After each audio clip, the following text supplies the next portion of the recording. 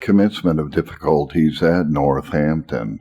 That this world is not a place of rest, even to the most excellent of men, is a fact proved by the history of all past ages. How few who have been in prominent situations of usefulness, but have experienced a variety of bitter disappointments, which, though mysterious in themselves, disgraceful to those who have been the occasions of them, and most distressing to those who have felt their weight, yet have presented to the reflecting mind no unimportant lessons, and have tended to results little anticipated by any party connected with them. Nor should it seem strange to us that neither the world nor the Church of God itself in its present imperfect state can be considered as affording a resting place. All the instruments employed by God in the promotion of His work have been greatly tried. Their labors have been mingled with their tears, and they have not only suffered from their own personal share of human imperfection, but have found in the ignorance, the perverse dispositions, and the unholy practices of others their sharpest sorrows. They have been grieved by foes, but more injured and vexed by pretended friends. Divine grace has, however, enabled them honorably to stand amidst these perilous conflicts, and though the storm has fiercely raged around them, they have at length found a calm which can never be endangered, and to place before those who succeed them this grand lesson, that the faithful pursuit of the path of duty, whatever may be its difficulties and trials, will end well, and that this is the only course which can be reviewed with any satisfaction amidst the solemnities of a dying scene. If any individual might have expected freedom from painful opposition, Jonathan Edwards was that person. If unblemished holiness of character, if fervent desires of usefulness in all of its varied and delightful forms, and if constant devotedness to every object connected with man's present and eternal good, could have ensured uninterrupted satisfaction here, how large was the measure of enjoyment which would have fallen to the lot of this excellent man. All that he was, and all that he had, he was disposed to sacrifice upon the altar of God, and to dedicate to the service of his fellow creatures. No disposition to spare himself, to exalt himself, or place burdens upon others which he was unwilling to share could be discovered in him. Yet afflictions of no common extent attended him, but still he could say, "None of these things move me. Neither count I my life dear unto myself, so that I might finish my course with joy, in a ministry which I have received of the Lord Jesus, to testify the gospel of the grace of God." Jonathan Edwards was for many years unusually happy in the esteem and love of his people, and there was during that period the greatest prospect of his living and dying in the same state of harmony. So admirably was he qualified for the discharge of his official duties, and so faithful in the actual discharge of them, that he was probably the last minister in New England who would have been thought likely to be opposed and rejected by the people of his charge. His uniform kindness, and that of Mrs. Edwards, had won their affection, and the exemplary piety of both had secured their confidence. His very able and original exhibitions of truth on the Sabbath had enlightened their understandings and their consciences.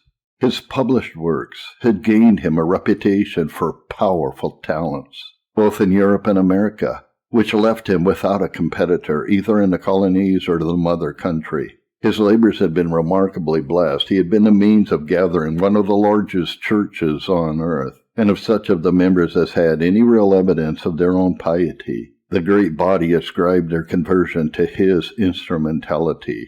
But the event teaches us the instability of all earthly things, and proves how incompetent we are to calculate those consequences which depend upon a cause so uncertain and changeable as the will of man. In the year 1744, about 6 years before the final separation, Jonathan Edwards was informed that some young persons in the town, who were members of the church, had licentious books in their possession which they employed to promote obscene conversation among the young people at home.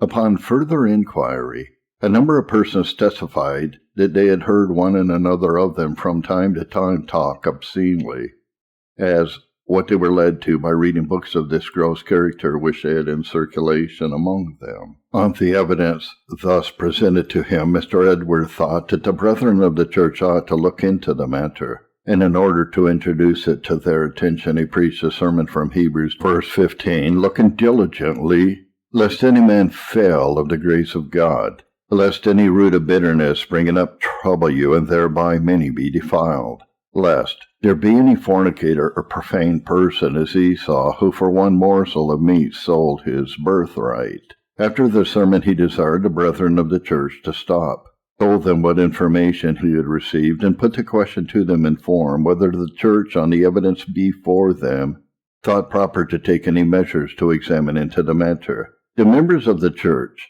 with one consent, and with much zeal, manifested it to be their opinion that it ought to be inquired into, and proceeded to choose a number of individuals as a committee of inquiry to assist their pastor in examining into the affair.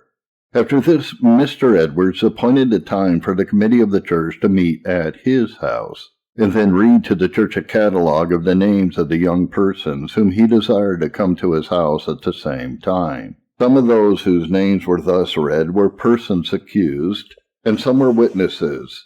But through mere forgetfulness or inadvertence on his part, he did not state to the church in which of these two classes any particular individual was included, or in what character he was requested to meet the committee, whether as one of the accused or a witness. When the names were thus published, it appeared that there were but few of the considerable families in the town, to which some of the persons named either did not belong or were not nearly related.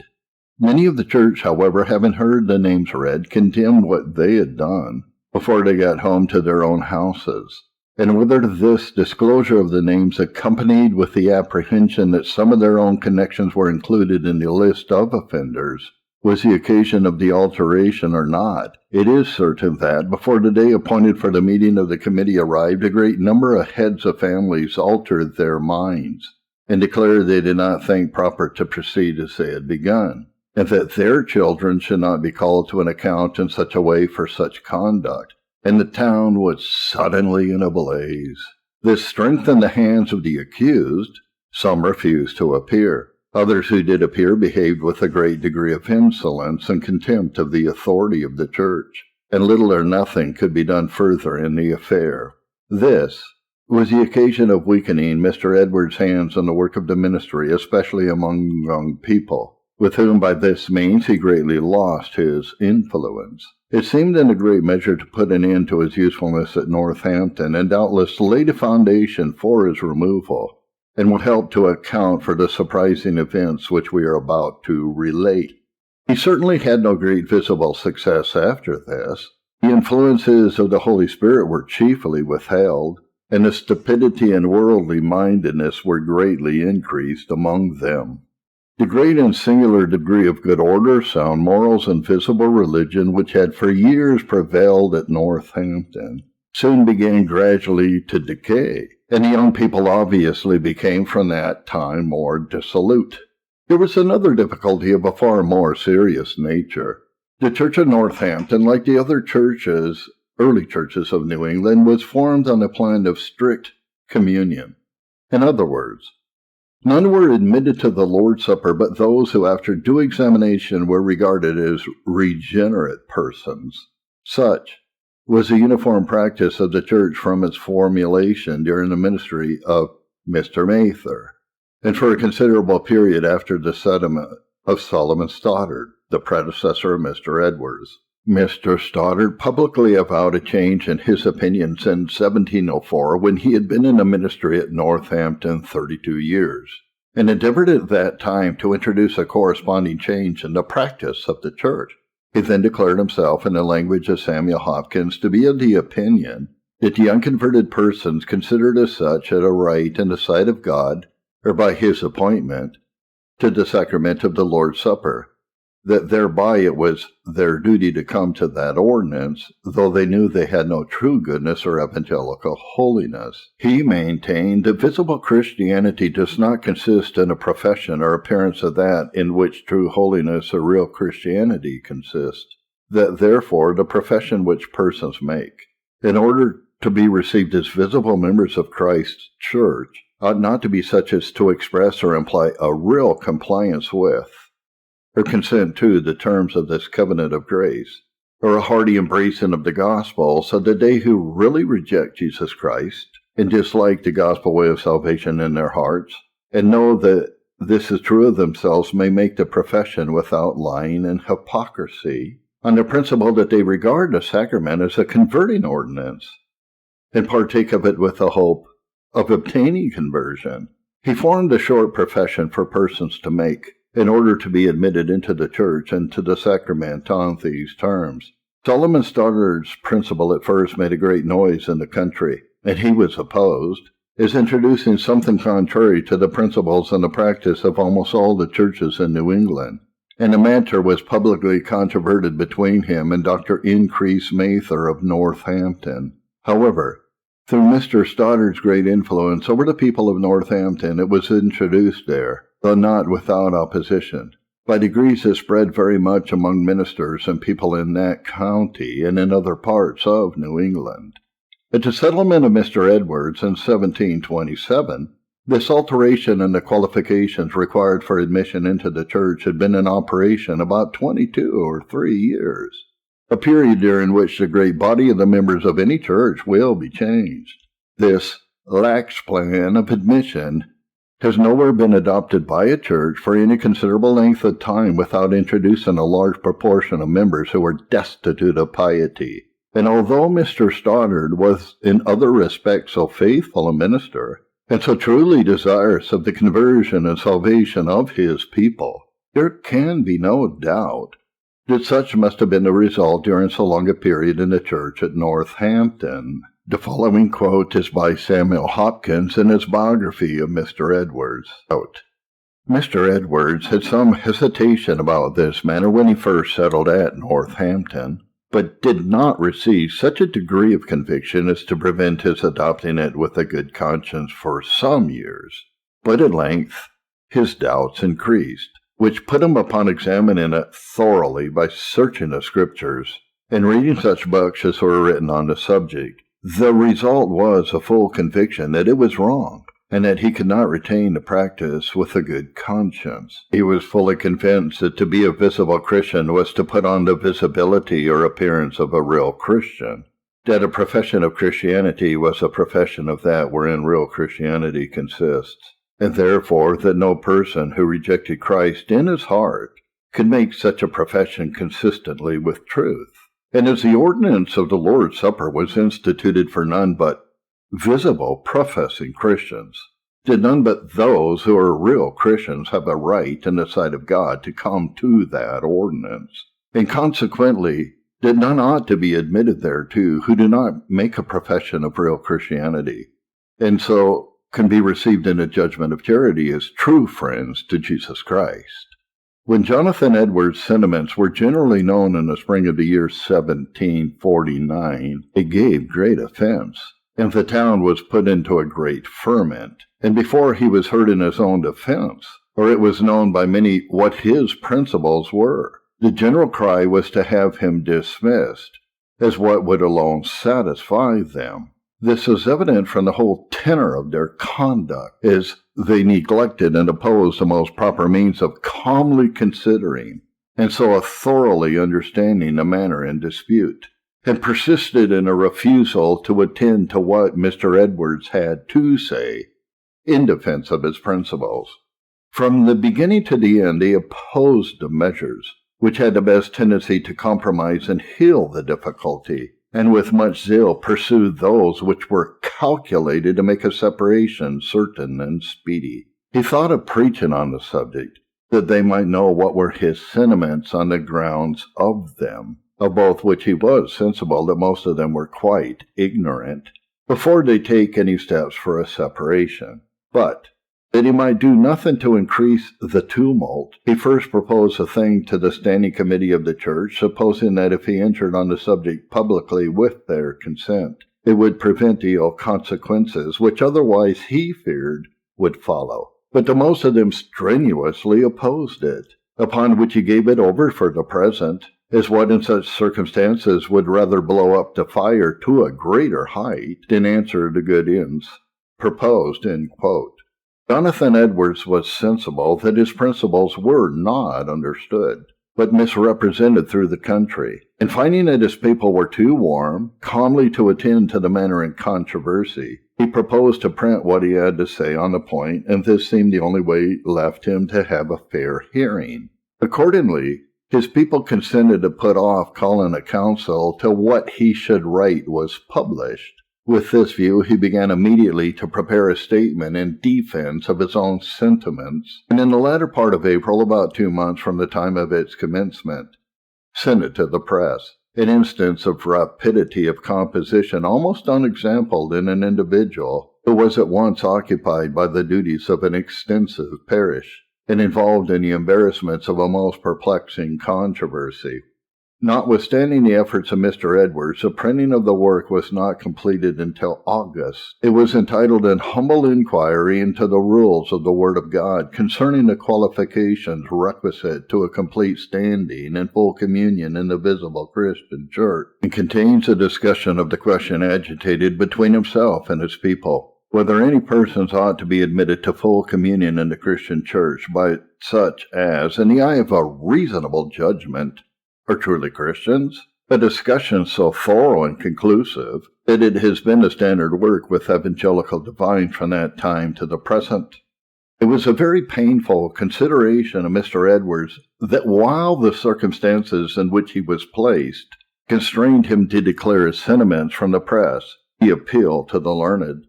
The production of a man so much loved and venerated at Northampton and so much respected throughout New England, and his own colleague, too, and his own grandfather, was a work and the only work of any respectability on the opposite side of the question which he should be obliged publicly to examine and refute. But his feelings on the subject he has himself explained, quote, "It is far from a pleasing circumstance of this publication that it is against what my honored grandfather strenuously maintained, both from the pulpit and the press. I can truly say, on account of this and some other considerations, it is what I engage in with the greatest reluctance that ever I undertook any public service in my life. But the state of things with me is so ordered by the sovereign disposal of the great governor of the world that my doing this appears to me very necessary and altogether unavoidable. I am conscious that not only is the interest of religion concerned in this affair, but my own reputation, future usefulness, and my very subsistence all seem to depend on my freely opening and defending myself as to my principles and agreeable conduct in my pastoral charge, and on my doing it from the press, in which way alone am I able to state and justify my opinion to any purpose before the country, which is full of noise, misrepresentations, and many censures concerning this affair, or even before my own people, as all would be fully sensible if they knew the exact state of the case. I have been brought to this necessity in divine providence by such a situation of affairs and coincidence of circumstances and events as I choose at present to be silent about, and which it is not needful nor perhaps expedient for me to publish to the world." End quote. The people of Northampton manifested great uneasiness in waiting for this publication before it came out of the press. And when it was published, some of the leading men, afraid of its ultimate effect on the minds of the people, did their utmost to prevent its extensive perusal. And it was read by comparatively a small number. Some of those who read it, of a more cool and dispassionate temper, were led to doubt whether they had not been mistaken. Jonathan Edwards, as Samuel Hopkins observes, being sensible that his treatise had been read but by very few of the people, renewed his proposal to preach upon the subject, and at a meeting of the brethren of the church asked their consent in the following terms: "I desire that the brethren would manifest their consent, that I should declare the reasons of my opinion relating to full communion in the church, and lectures appointed for that end, not as an act of authority, or as putting the power of declaring the whole counsel of God out of my hands, but for peace sake, and to prevent occasion for strife." This was answered in the negative. He then proposed that it should be left to a few of the neighboring ministers, whether it was not, all things considered, reasonable, that he should be heard in this manner from the pulpit, before the affair should be brought to an issue. But this also passed in the negative. However, Having had the advice of the ministers and messengers of the neighboring churches who met at Northampton to advise them under their difficulties, he proceeded to appoint a lecturer in order to preach on the subject, proposing to do so weekly till he had finished what he had to say. On Monday, there was a society meeting in which a vote was passed to choose a committee to go to Mr. Edwards and desire him not to preach lectures on the subject in controversy, according to his declaration and appointment, in consequence of which a committee of 3 men chosen for that purpose waited upon him. However, Mr. Edwards thought proper to proceed according to his proposal, and accordingly preached a number of sermons till he had finished what he had to say on the subject.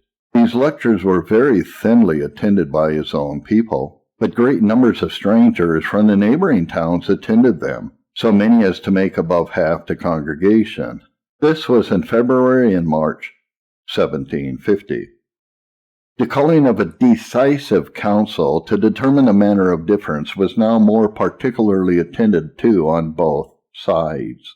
Mr. Edwards had before this insisted from time to time that they were by no means right for such a procedure, as they had not yet given him a fair hearing, whereby perhaps the need of such a council would be superseded. He observed that it was exceedingly unbecoming to manage religious affairs of the greatest importance in a ferment and tumult, which ought to be managed with great solemnity, deep humiliation, submission to the awful frowns of heaven, humble dependence on God, with fervent prayer and supplication to him, that therefore for them to go about such an affair as they did would be greatly to the dishonor of God and religion, a way in which a people cannot expect a blessing. Thus, having used all means to bring them to a calm and charitable temper, without effect, he consented that a decisive council should be called without any further delay. But a difficulty attended the choice of a council, which was for some time insuperable. It was agreed that the council should be mutually chosen, one half by the pastor, and the other half by the church. But the people insisted upon it that he should be confined to the county for his choice. Mr. Edwards thought this an unreasonable restraint upon him, as it was known that the ministers and churches in that county were almost universally against him in the controversy. He indeed did not suppose that the business of the proposed council would be to determine whether his opinion was right or not, but whether any possible way could be devised for an accommodation between pastor and people, and to use their wisdom and endeavor in order to effect it. And if they found this impracticable, they must determine whether that odd injustice to be done had already actually been attempted, so that there was nothing further to be demanded by either of the parties concerned before a separation should take place. And if he was dismissed by them, it would be their business to set forth to the world in what manner, and for what cause he was dismissed, all which were matters of great importance to him and required upright and impartial judges. Now, considering the great influence a difference in religious opinions has to prejudice men one against another, and the close connection of the point in which most of the ministers and churches in the county differed from him, with the manner to be judged of, he did not think they could be reasonably looked upon so impartial judges, as that the matter ought to be left wholly to them. Besides, he thought that the case, being so new and extraordinary, required the ablest judges in the land. For these, and some other reasons which he offered, he insisted upon liberty to go out of the country for those members of the proposed council in which he was to have a choice. And this the people strenuously and obstinately opposed him. At length they agreed to have them enter to a council consisting of the ministerial messengers of the 5 neighboring churches, who after they had met twice upon it, and had the case largely debated before them, were equally divided, and therefore left the matter undetermined. However, they were all agreed that Mr. Edwards ought to have liberty to go out of the country for some of the council, and at the next church meeting, which was on the 26th of March, Mr. Edwards offered to join with them in calling a council if they would consent that he should choose 2 of the churches out of the county. And the council consisted of but 10 churches. The church, however, refused to comply with this at one meeting, after another repeatedly, and proceeded to warn a church meeting and choose a moderator in order to act without their pastor. But to pass by many particulars, at length at a meeting of the church, May 3rd, they voted their consent to his proposal of going out of the country for 2 of the churches that should be applied to, and they then proceeded to make choice of the 10 ministers of churches of which the council should consist.